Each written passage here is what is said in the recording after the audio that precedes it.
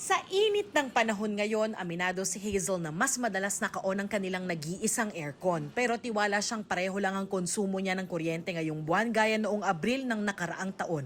Kaya laking gulat niya pagdating ng bill, 7,013 pesos ang singil kumpara sa 5,560 noong nakaraang buwan.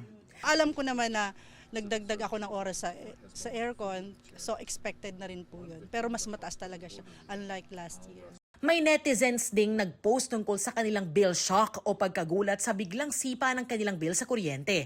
Si Ivy Ocon galit na galit. Napakarami pa raw charges na umaabot sa mahigit 4,000 pesos. Halos 1,000 pesos din daw ang tax.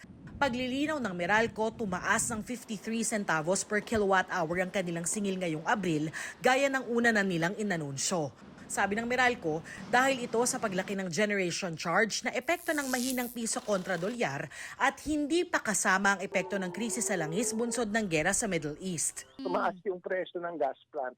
So ito pinagkukunan natin ng supply, nag-reflect sila ng increase kasi bumaba din yung pera natin kumpara sa benchmark na US dollar.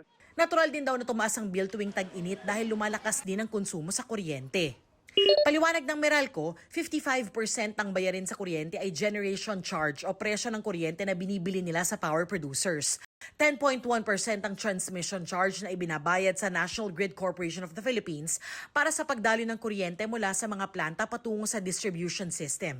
17.5% ang distribution charge. Ito raw ang napupunta sa Meralco bilang bayad sa paggawa, operasyon at maintenance, 11.7% ang buwis.